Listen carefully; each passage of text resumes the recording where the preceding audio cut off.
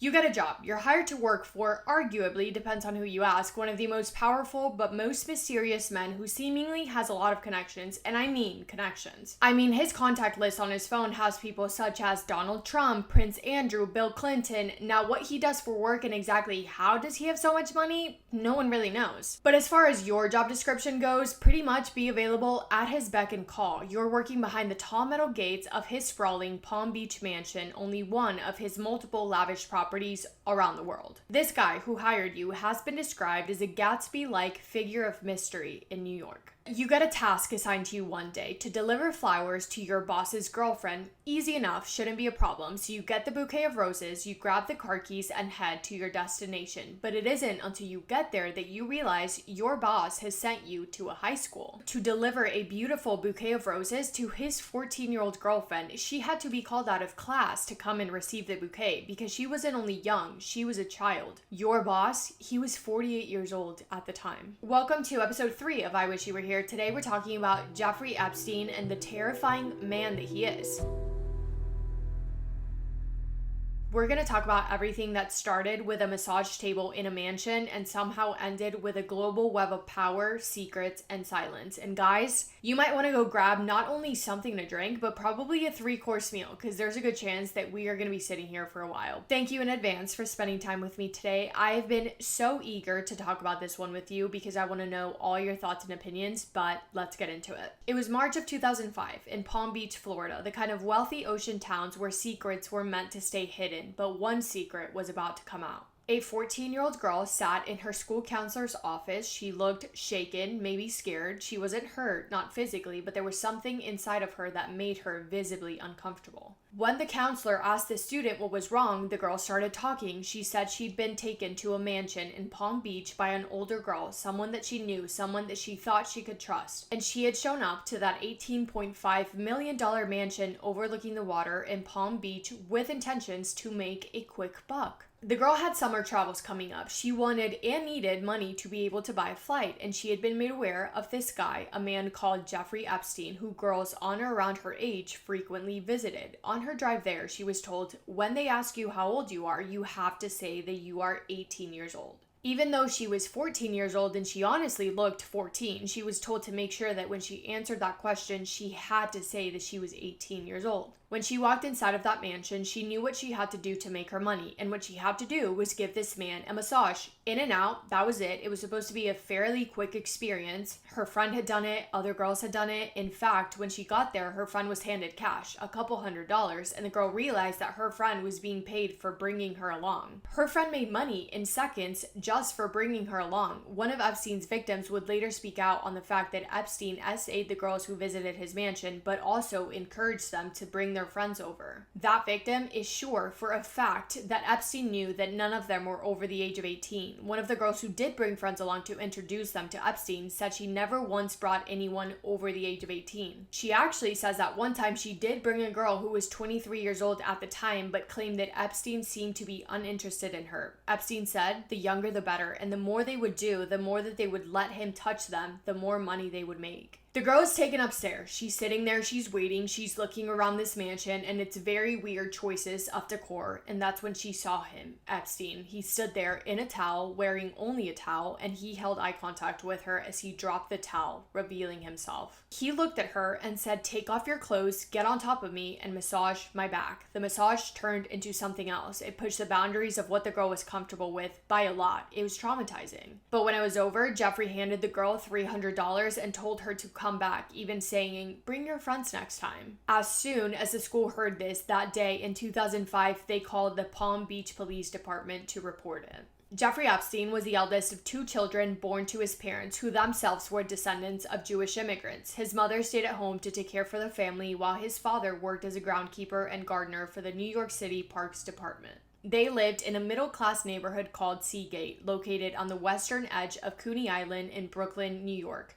From a young age, Epstein showed a strong talent in academics. Specifically in math, he was very good with numbers. He was a driven guy, very dedicated to working hard to building the life that he wanted for himself. He attended Lafayette High School in Brooklyn and graduated in 1969 after skipping 2 grades because of his academic abilities. That same year, Epstein attended college at Cooper Union for the advancement of science and art. In 1971, 2 years later, he transferred to NYU. He spent 3 years there, but ultimately did not complete his degree. In 1974, when he was around 21 years old, although he had not completed his college degree, Epstein started teaching physics and mathematics at the exclusive Dalton School in Manhattan. And this was purposeful. The school was a private institution known for educating children from some of America's wealthiest family, and that's where Jeffrey Epstein wanted to be. He wanted to surround himself with the right people. He wanted to have access to the rich and the well-respected. During his time there, several former students reported that his behavior always felt inappropriate, mostly because it was clear that Epstein paid excessive attention to the female students. In 1976, during a parent-teacher conference, Epstein paid a lot of attention for the way that he presented himself to his students' parents, because this meant that he was in a room filled with people who had money, who likely had power too, so he looked at them as the people that he could use as connections. And it worked out for him, because at that conference he was able to impress a student's father so much so that the guy looked at him and asked him, "Have you ever heard of Bear Stearns?" Bear Stearns was a major American investment bank and financial services firm, at the time one of Wall Street's largest and most influential firms. It was also the in that Epstein needed to be introduced to a whole world that he had never been a part of. It was what he had been searching for. It was what he needed to get into New York's elite social circles, and what he needed to start making the kind of money that he had only ever dreamt of.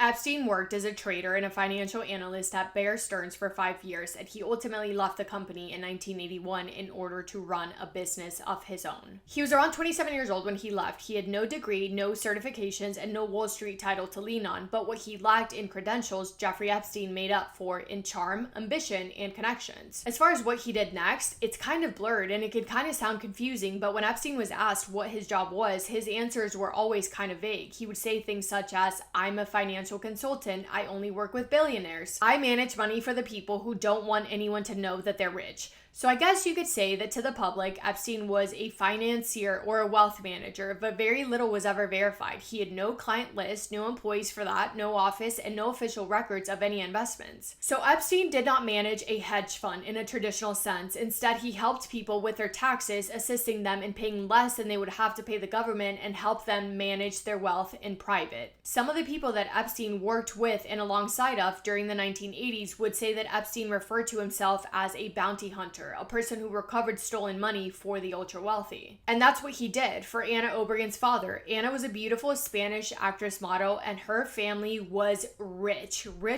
with a capital R. In 1982, Anna's father experienced major financial loss. This was following the collapse of Drysdale Government Securities, a brokerage firm that went under due to fraud. At the time, Jeffrey Epstein was running his own consulting business called Intercontinental Assets Group, and he helped Anna recover the money that her father had lost. He found the money. It was being held in a bank in the Cayman Islands, recovered part of it, if not all of it, got it back to Anna's father, and in return, he received a fat commission check. In 1988, Epstein launched his own consulting firm, J. Epstein and Company, a business which specialized in managing finances for clients with fortunes exceeding $1 billion.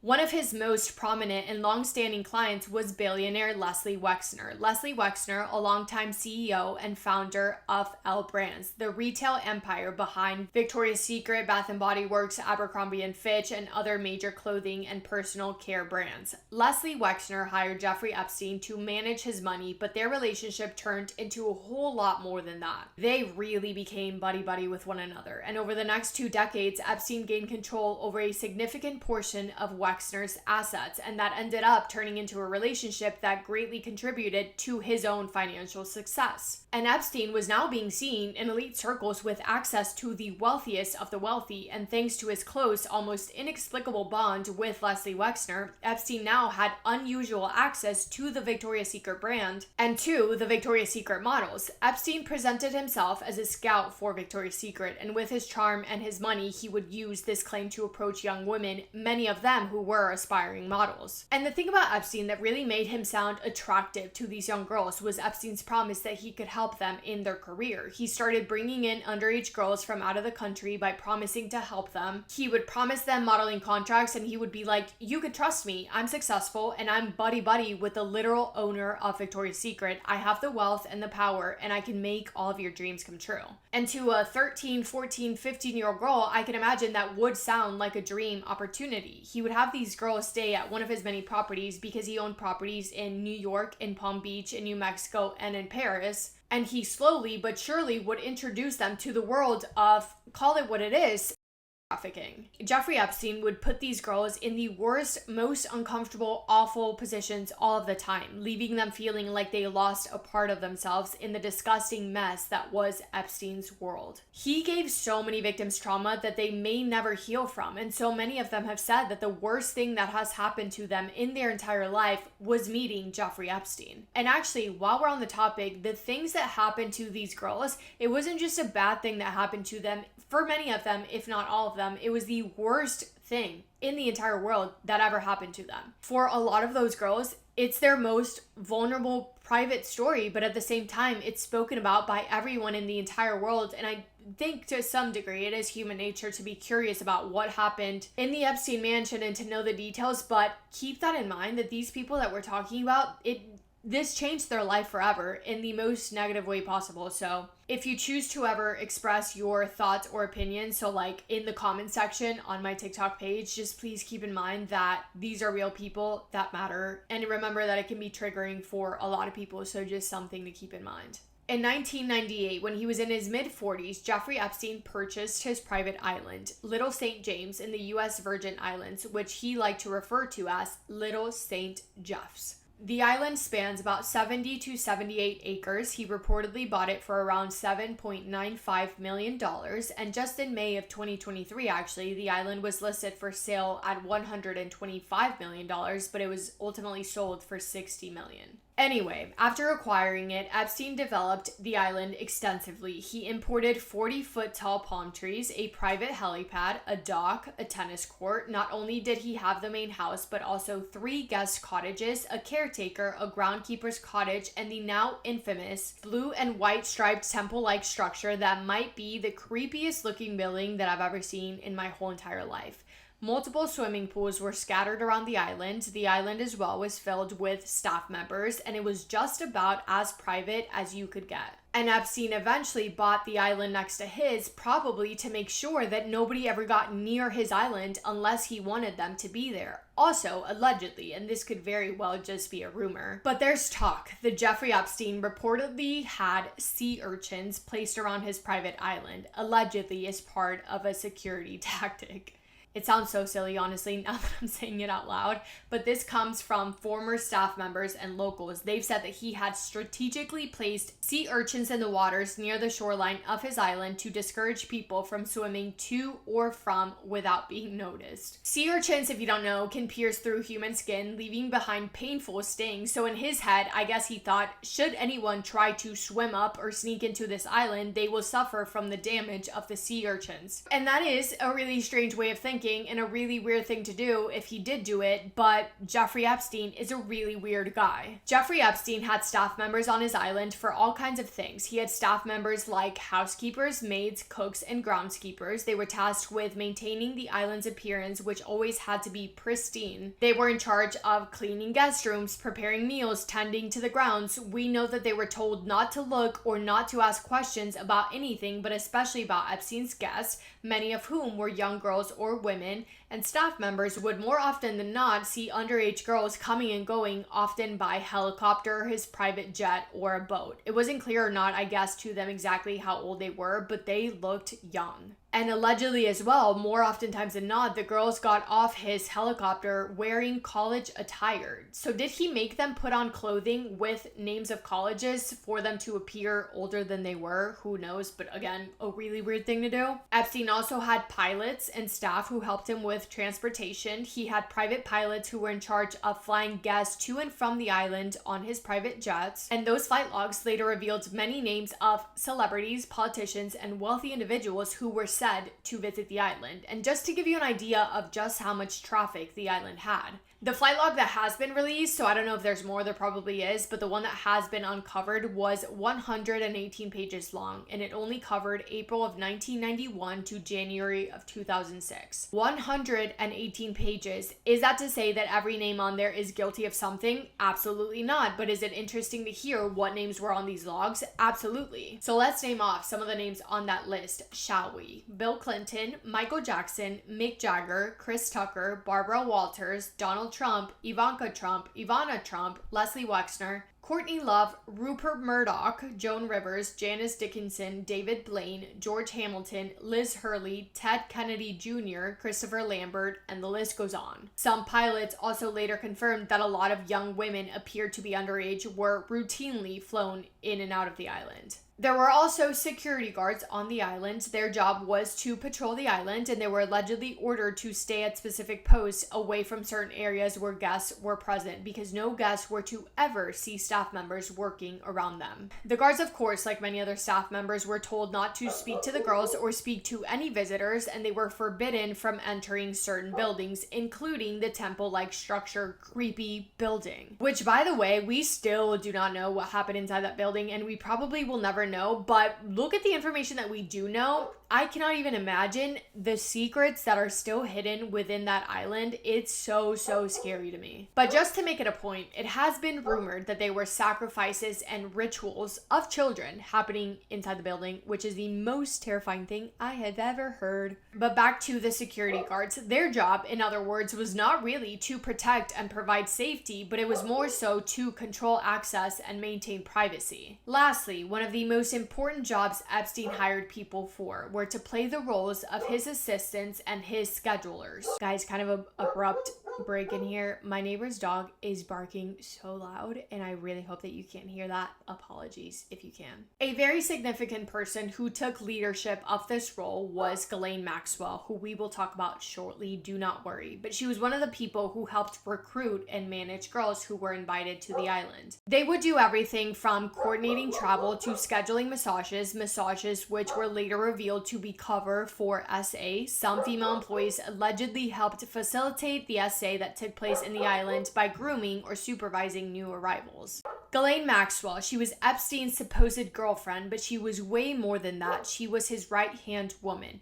Ghislaine was born in France, and she was born into wealth. Her father was Robert Maxwell. He owned the Daily Mirror newspaper and built a $1 million publishing empire. All she ever knew her entire life, literally from the day that she was born, was money. And she had the personality of a person that would be a billionaire's daughter. She grew up attending lavish parties surrounded by the rich and the powerful. The house that she grew up in honestly looked way more like a castle. It had 51 bedrooms, a massive swimming pool, and a tennis court. She was the youngest of 9 children, and she was a daddy's girl. She was obsessed with her father. Oh my God, was she obsessed with him? And from a very young age, something really important that her father taught her was that women's sole purpose in life was to serve and please men. Women were only there to be seen as objects and to be passed around as objects for men to either talk to or engage in acts with solely for their pleasure. When she was in her 20s, her father would walk around with Ghislaine wrapped around his arm, and he would almost just walk around with her to show her off. At his lavish Gatsby-like parties, Ghislaine was only there to talk to his friends, and she was expected to bring her own friends to entertain her dad or her dad's friends. It was like she was playing matchmaker with her friends and her father's friends, the most alarming thing being that the girls were in their 20s and the men they were expected to spend the night with were in their 40s, 50s, maybe even 60s. But that's just how it went. In Ghislaine's world, that's just how things worked. Everything changed for the Maxwells in 1991 when Robert Maxwell, the father, mysteriously drowned off of the coast of the Canary Islands after a fall from his $15 million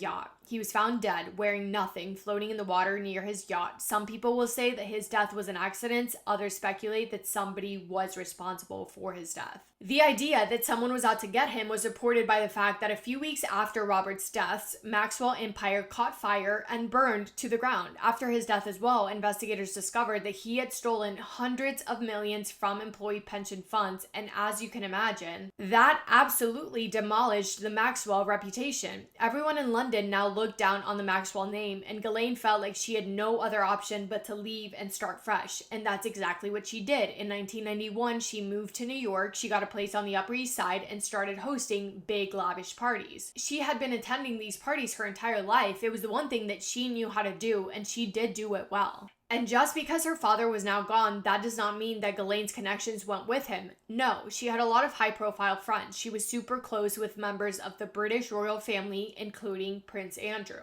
And immediately when she got to New York, she quickly embedded herself in elite social circles, a move that eventually led her to her relationship with Jeffrey Epstein. It's unclear what year Ghislaine and Jeffrey met, but it is clear that they were once romantically involved and that she became Epstein's closest associate. She was always there, helping manage his home, scheduling his appointments, and recruiting young girls under false promises. Multiple survivors of the two of them have testified that Ghislaine Maxwell was the one person who first approached them. She would put on this face of acting like the older sister that you never had, acting like she could help you, like she wanted to help you, like having a relationship with her would only ultimately benefit you. But what she was really doing was grooming, coaching, facilitating, and even participating eventually in the SA herself. From the outside looking in, she could have been perceived as a British woman who arranged parties, mingled with royals, and made connections. Behind the scenes, however, what her most important role really was helping maintain a pipeline of victims for Jeffrey Epstein. When Ghislaine and Jeffrey met, they dated, but then they were no longer romantically involved and just became quote-unquote best friends. But she was obsessed with him. She would do anything for him, really, including basically shop around for young, underage,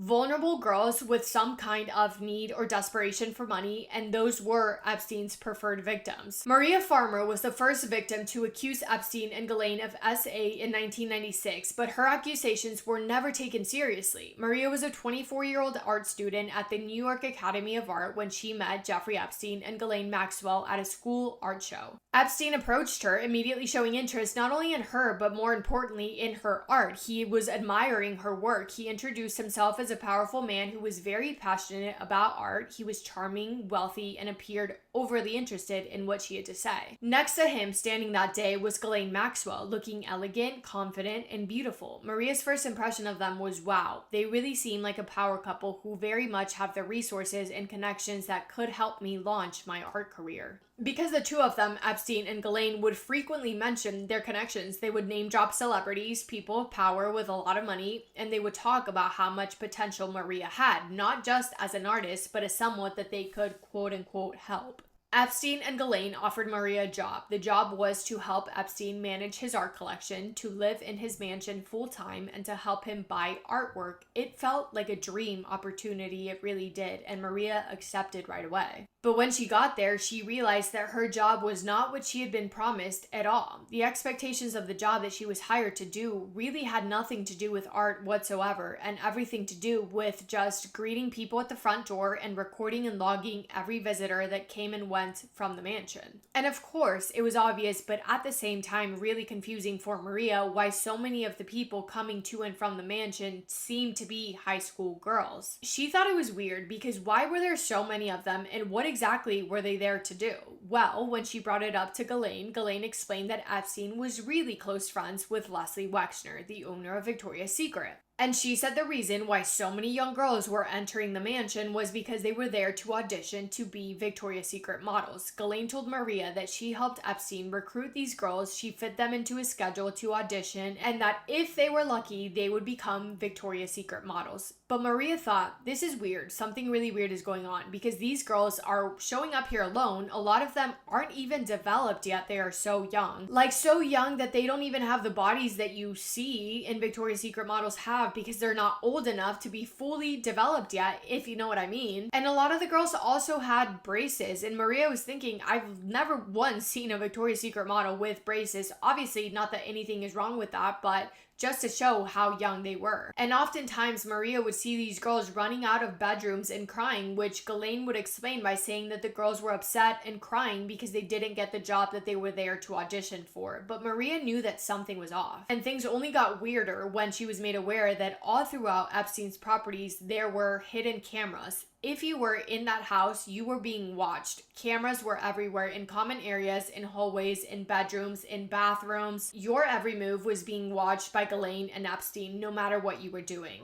Before the red flags started to show, Maria introduced her little sister, 16-year-old Annie, to Epstein. This was when Maria first started to work for him, and while she still trusted Epstein and Ghislaine Maxwell because they had promised to support her career. Obviously, at the beginning, Maria had seen this as an opportunity, and she believed that they could do the same for her little sister Annie. Like he did with Maria, Epstein offered to help Annie with her college ambitions, saying that he would be a mentor for her, and not only that, but he would also offer to pay for her entire college tuitions. Like many of his young targets, he used wealth, charm, and fake concern as bait. And in the spring of 1996, Annie was invited to New Mexico to stay at Epstein's property. They pitched this to her, claiming that other students would be there, and said that it would be a fun educational trip. A chance for Annie to tour colleges, to discuss her future, and benefit from everything that Epstein had to offer. But when Annie arrived in New Mexico, she realized that she was the only guest. There were no other college students there. This was not a school trip, not any sort of educational trip. She was the only person there, and soon she would become a victim.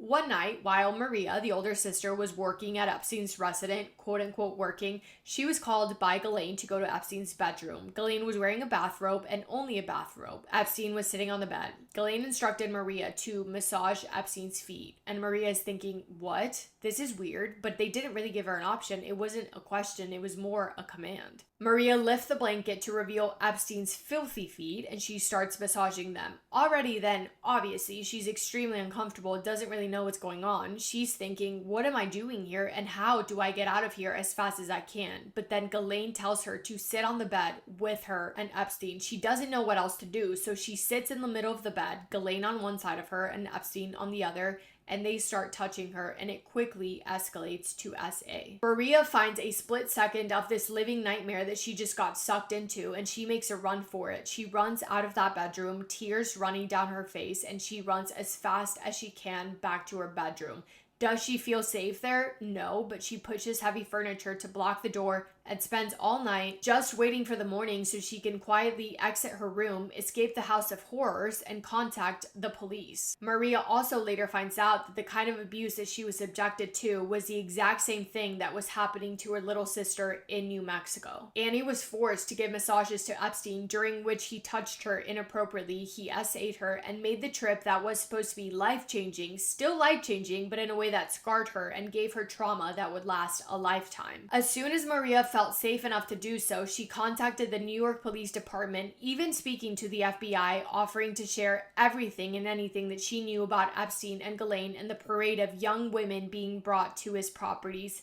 But nobody cared. Authorities did not have any questions. They even almost seemed unbothered to hear what she had to say. And nothing was done. Just recently, actually, as in last week, in May of 2025, Maria Farmer filed a lawsuit against the federal government, accusing the FBI of refusing to act on her claims since she first reported SA nearly 30 years ago. She's claiming that when she called the FBI to report the SA, they hung up on her, and now she's suing them on one count of negligence and one count of negligence infliction of emotional distress. In 1994, 21-year-old Elizabeth Stein was working at a luxury department store in New York City, and one day in walked Ghislaine Maxwell during a shopping visit. Elizabeth and Ghislaine talked, Ghislaine probably doing the same spiel that she had ready for whenever she met a potential victim. And after picking out everything that she wanted to purchase, she asked Elizabeth to personally deliver her items to the hotel that she was staying at. Elizabeth was fine with that, and what she saw when she arrived at the hotel was a very poised looking Ghislaine sitting at the hotel bar with none other than her favorite person in the world, Jeffrey Epstein. The two of them invited Elizabeth to join them for a drink, and she accepted.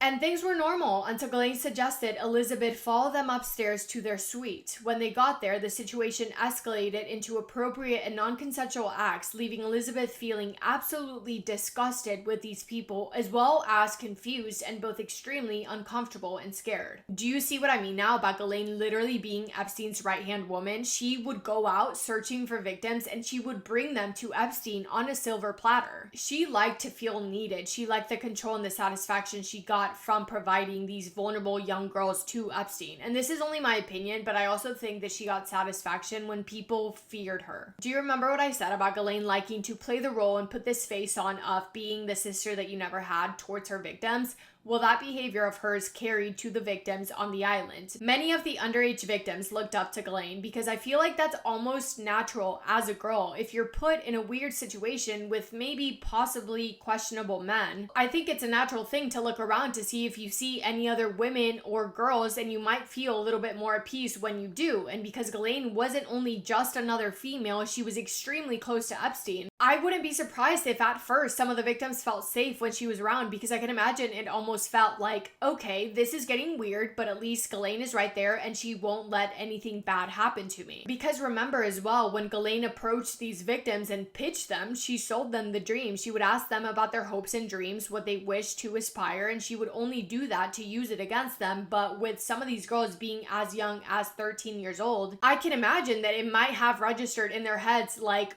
oh, this woman cares about me, or at the bare minimum, she wants to help me in some sort of way. And that's exactly how 21-year-old Shantae Davis felt. She was an inspiring massage therapist when she was introduced to Ghislaine Maxwell through her massage instructor. Ghislaine offered her a job to provide private massages to Epstein, and that led to traveling to Epstein's private island, Little St. James. Shantae was over the moon about this opportunity. It was the perfect job for her. It lined up perfectly with her career, with what she wanted to do in the future. It included her staying in a beautiful private island with a job that paid great money. To her, it really felt like the stars were aligning. She could not have imagined a better position to find herself in. That was until she got a knock on her door. It was one of Epstein's employees letting her know that Epstein was ready for his massage. It was kind of late in the night, but she saw Ghislaine, so she thought, okay, this is what I was hired to do. It's what I'm expected to do. So she got ready to go and massage Epstein. But then Epstein came out wearing only a robe. He dropped the robe. He grabbed Shantae, threw her on top of him, and essayed her.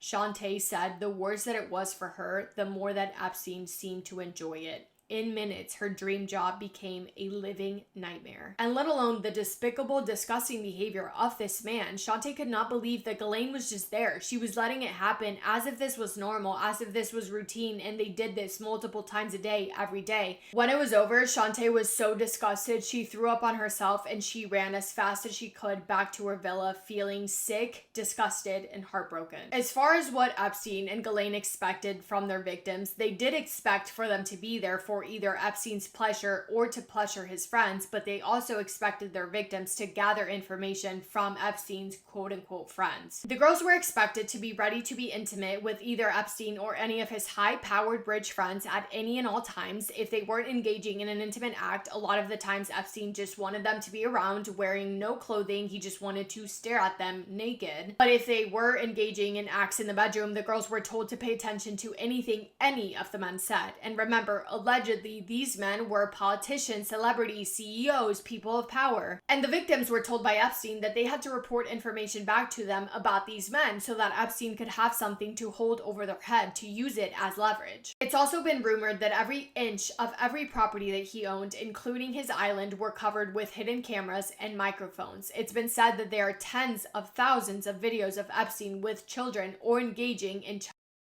and that information is actually recent because the FBI claims to be working on uncovering previously hidden Epstein files. But will the question of who was in the videos ever be answered? If I had to guess, I would say no, because most of the victims were underage at the time that everything was happening. But maybe one day, inside of a courtroom, there might be a possibility that there's new information coming out. Whether new information will be released to the public or not, we don't know. I'm not really sure. It's been said, allegedly, that the main purpose of the cameras was so that Epstein could have blackmail on all of his friends. Because think about it, Epstein had dirt on so many powerful people, they wouldn't do him wrong. In fact, they may even owe him. And should any of them decide that they don't want anything to do with him or with his island anymore, Epstein had the power to ruin their lives. He had video footage of them in the bedroom with underage girls. He could ruin their reputation in seconds. And he made sure that they knew that. Even more so, not a single person involved would ever dare to admit to anything that happened on the island, not only because it would ruin their reputation, but because it would be like a domino effect. If this person came out and told any version of the truth, then that would drag 10 people in, and those people would drag 10 more people in. It was too much. They were in too deep. Too many people of power would get absolutely dragged in the mud. And quite frankly, I don't know. It makes me sick to think about some of the people who allegedly were involved with Epstein in any way, shape, or form. Maybe I'm exaggerating, but I really don't think I am. And I'll end that little rant with some of Epstein's hidden files that are currently, as we speak, being investigated by the FBI.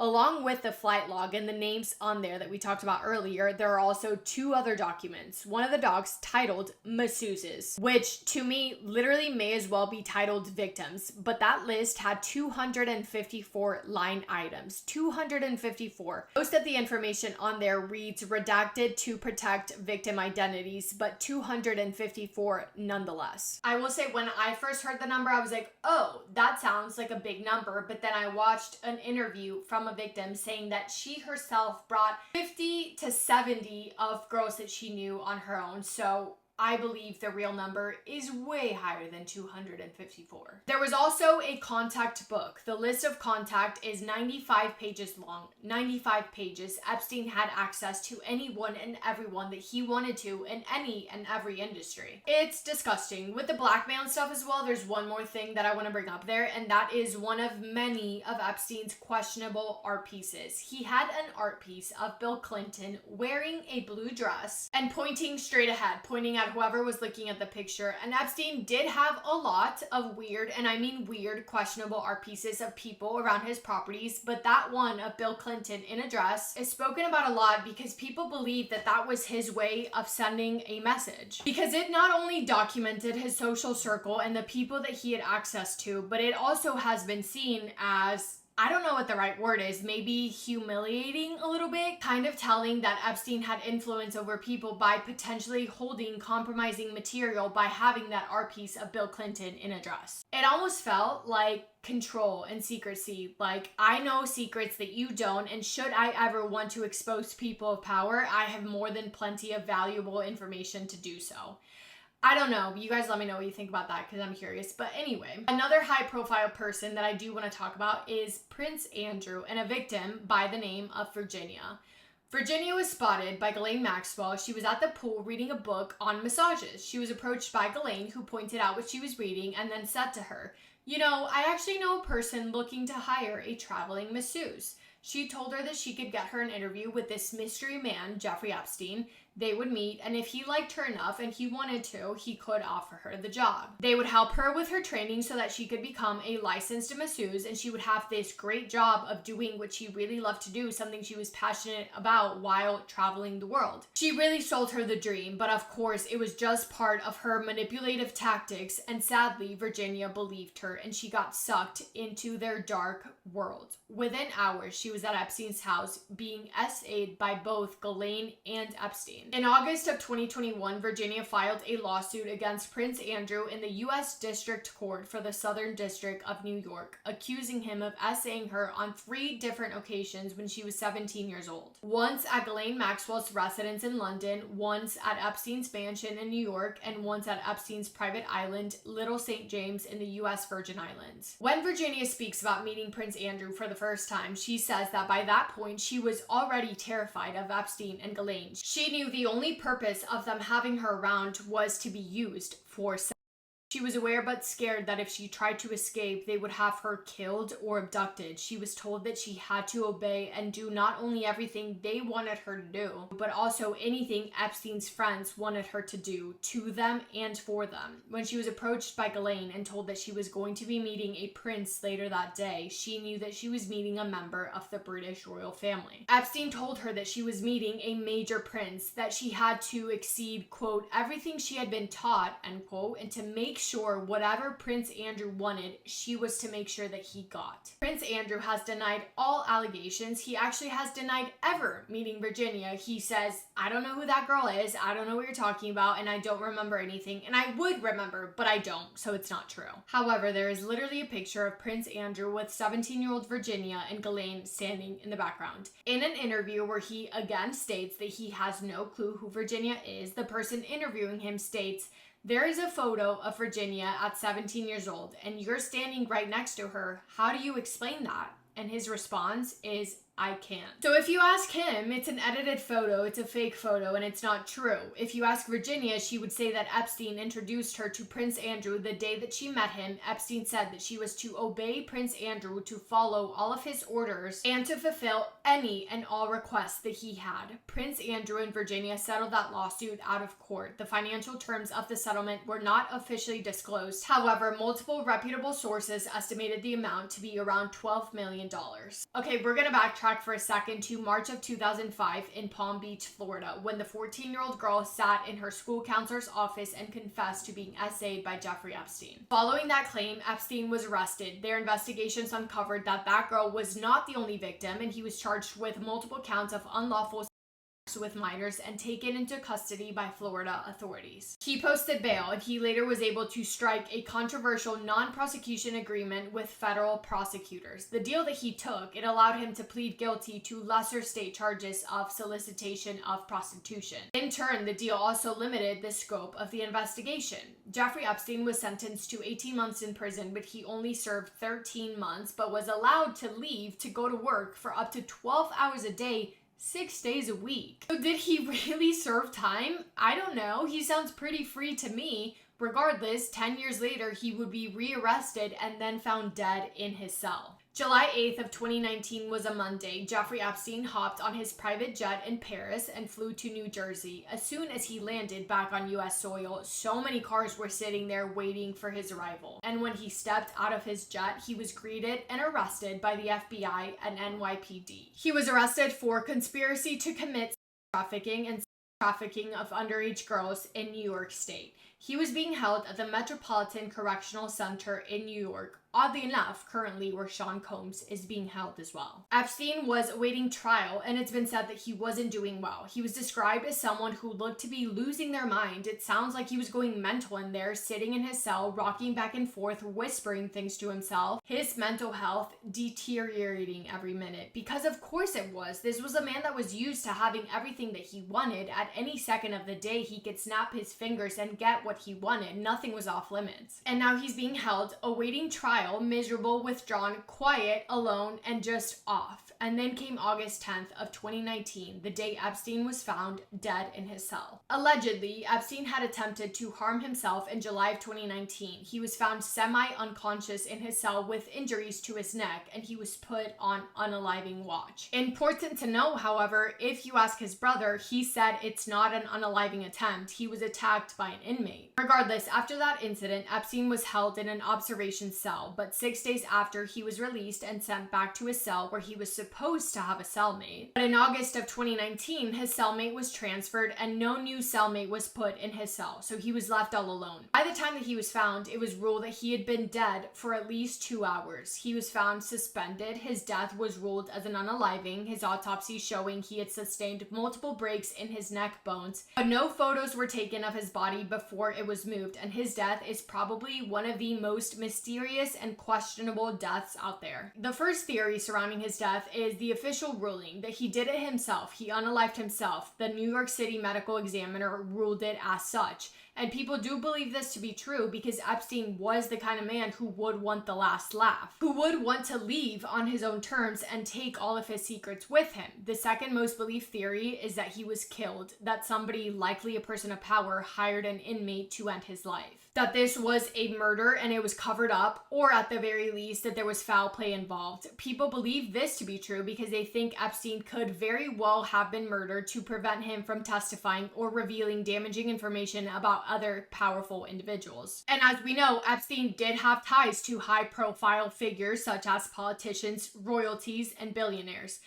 There's also the fact that the 2 guards that were supposed to be checking on him every 30 minutes fell asleep and admitted to later falsifying records saying that they did check on him when in reality they did not. And along with that, the cameras surrounding his cell were not working, and there's also the fact that his attorneys were working on filing a motion that would argue his non-prosecution agreement, meaning that he would have a reason to stay hopeful of his outcome and to somehow manage to escape the possible sentence that he was facing, or at the very least, he would have been able to post bail and go back to his house. And people think that because of that, he would have wanted to stay alive and see it through. His own brother has said that he thinks Epstein was killed. He says nothing about his death makes sense. The way his body was found does not add up to an unaliving. The fact that the guards fell asleep, the cameras weren't working, and he wasn't given a cellmate, adding to his suspicion. He claims he would think if there was even a chance of Epstein being released on bond, he would have waited for that hearing that was supposed to happen days after his death to hear the outcome before making the decision to unalive himself. And his brother also claims that as the family, they had the option to get a second opinion for an autopsy should they choose to do so, and they did. And they were told from the results of that autopsy that his injuries did not align with his death being an unaliving. And the last belief theory is that Epstein faked his own death and is still alive somewhere. People believe that because they think he would have had the resources to fake something of that degree, and he was more than capable of getting anyone that he needed to help him do so. After Epstein was arrested, Ghislaine was on the run, but ultimately, Ghislaine Maxwell was arrested by the FBI in 2020. She faced multiple charges related to her role in facilitating the abuse of minors by Jeffrey Epstein. In December of 2021, she was found guilty on 5 of 6 federal charges, including conspiracy to entice minors to travel to engage in transporting a minor to participate in a conspiracy and a minor. She is currently serving her sentence of 20 years at Federal Correctional Institution in Tallahassee. Her release date is 2037.